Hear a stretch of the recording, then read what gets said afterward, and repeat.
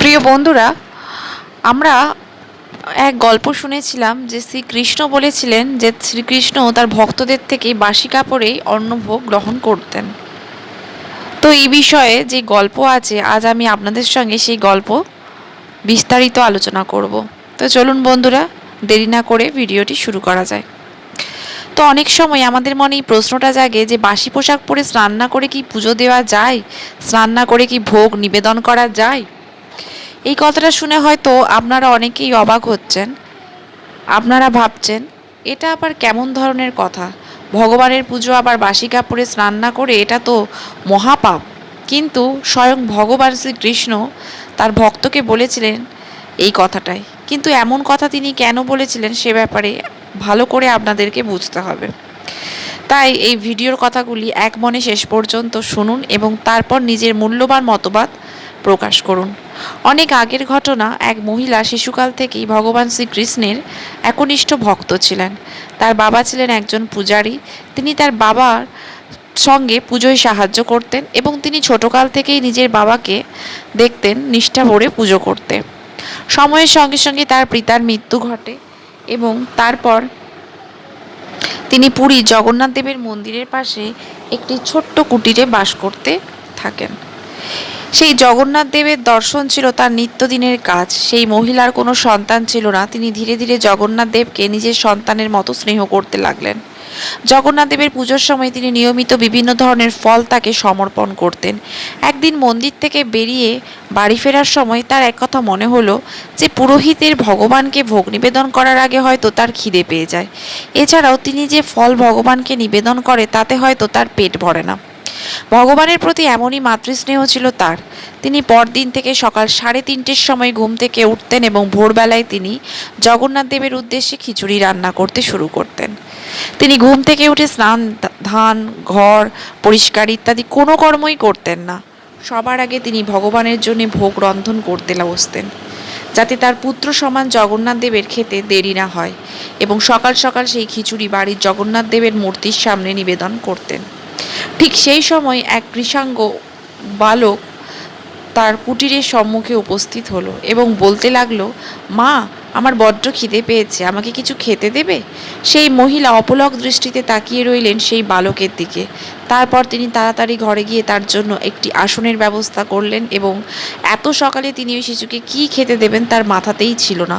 হঠাৎ তার মনে আসলো যে প্রভু জগন্নাথ দেবের জন্য তো তিনি ভোগ রন্ধন করেছেন, সেই ভোগই তিনি ওই শিশুকে খেতে দেবেন।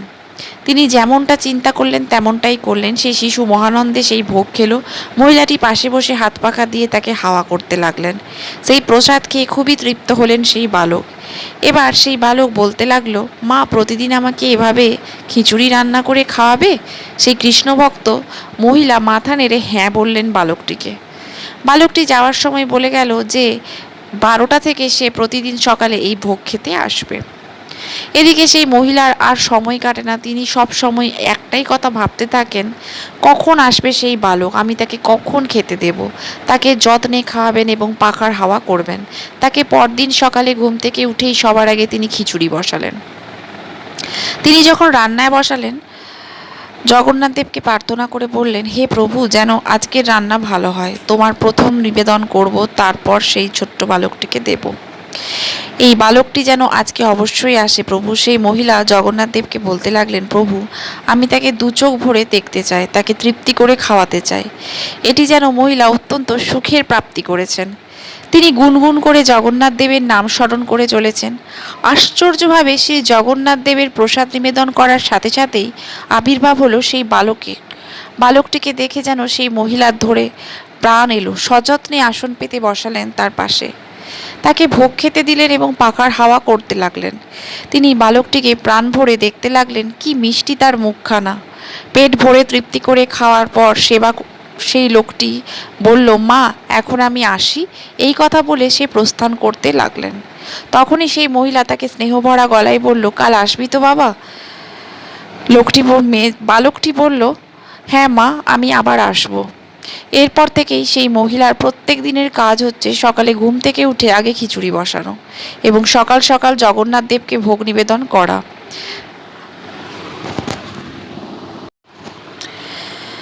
তারপর বালকটিকে খেতে দেওয়া। এরপর থেকে সারাদিন তার কাটে খিচুড়ি, নানা রকম জিনিসপত্র জোগাড় করতে, উনুনের জ্বালানি, সেই সমস্ত কিছু সংগ্রহ করতে দিনের পর দিন কেটে যায়। সারাদিন বালকটির উজ্জ্বল দীপ্তমান মুখ তার চোখের সামনে ভাসে। তার ধ্যান জ্ঞান হলো ওই বালকটিকে খাওয়ানো। সেই মহিলার মনে পরম শান্তি হলো সেই বালকটিকে আহার করানো।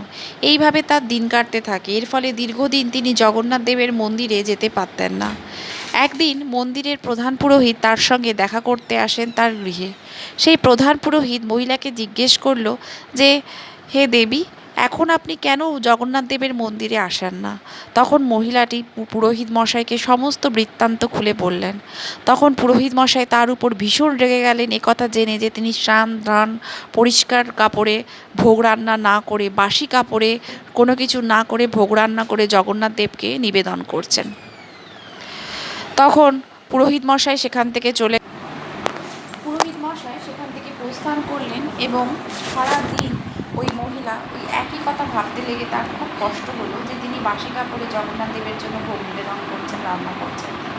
পরের দিন সকালে তিনি আবার স্নান ধান করে পরিষ্কার কাপড়ে জগন্নাথ দেবের জন্য ভোগ রান্না করলেন। ঠিক সেই সময়, ঠিক 12টার সময় বালকটি এসে তার বাড়ির সামনে উপস্থিত হলেন। সেই বালকটিকে তিনি ভোগ রান্না করে খাওয়াতে পারলেন না, দেরি হয়ে গেল। বালকটির মুখটি দেখে তার খুব কষ্ট হলো।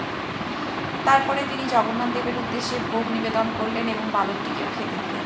বালকটি খেল, কিন্তু প্রধান পুরোহিত জগন্নাথ দেবকে যখন ভোগ নিবেদন করেন তখন দেখলেন সেখান থেকে কোনো সুগন্ধ আসছে না। তিনি অবাক হলেন যে তাহলে কি প্রভু ভোগ গ্রহণ করেন? তারপরে তিনি জগন্নাথ দেবের মুখের দিকে তাকিয়ে দেখে তার মুখে অন্ন লেগে আছে। তখন তিনি ভাবলেন যে কী ব্যাপার হলো।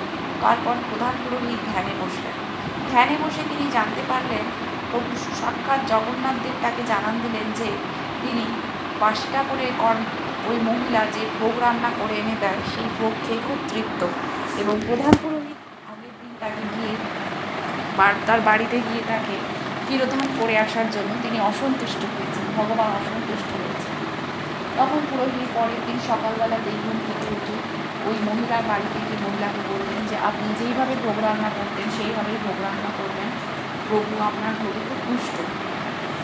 আনন্দে ওই মহিলার চোখ দিয়ে জল বেরিয়ে এলেন।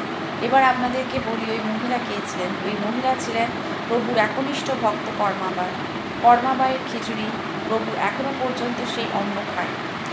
কিছুদিন পর ওই মহিলা দেহ রেখেছেন, মারা গেছেন। এবং যেই দিন ওই মহিলা মারা গেলেন সেই দিন শোনা কথা পুরোহিত, যে প্রধান পুরোহিত, প্রভুর চোখ থেকেও জল নির্গত হতে দেখেছেন। স্বয়ং জগন্নাথ দেব চোখে জল দেখা গিয়েছিল কর্মাবাইয়ের মৃত্যুতে। কর্মাবাইকে পুরী জগন্নাথ মন্দির থেকে একটু দূরেই সমাধিস্থ করা হয়েছিল। এবং যেদিন কর্মাবাই মারা গেলেন তার পরের দিন সবার একটাই প্রশ্ন যে এবার জগন্নাথ দেবকে ভোগ কে রান্না করে দেবে। কারণ জগন্নাথ দেব স্বপ্নে প্রধান পুরোহিতকে জানিয়েছেন যে কর্মাবাই তার এত একনিষ্ঠ ভক্ত যে তিনি তার সাথেই মিশে গেছেন। তখন প্রধান পুরোহিত এবং দেশের যে রাজা সবাই মিলে বৈঠক করে এই সিদ্ধান্তেই আসা হলো যে কর্মাবাইয়ের খিচুড়ি প্রত্যেক দিন ভোরে যেরকম রান্না করতো সেই ভোগ জগন্নাথ দেবকে দেওয়া হবে। এবং এখনও পর্যন্ত সেই ভোগ জগন্নাথ দেব ভোরবেলায় রান্না করা হয় এবং সেই ভোগ জগন্নাথ দেব গ্রহণ করেন, যা কর্মাবাইয়ের খিচুড়ি নামে খ্যাত। তো এর থেকে আমরা এটাই বুঝতে পারলাম যে শ্রীকৃষ্ণ সেবায় নিয়োজিত বা শ্রীকৃষ্ণ ভক্ত সেই মহিলা জগন্নাথ দেবের জন্য যা রান্না করতেন তা রান্না বাসি কাপড়ে করলেও প্রভু সেই অন্ন গ্রহণ করতেন।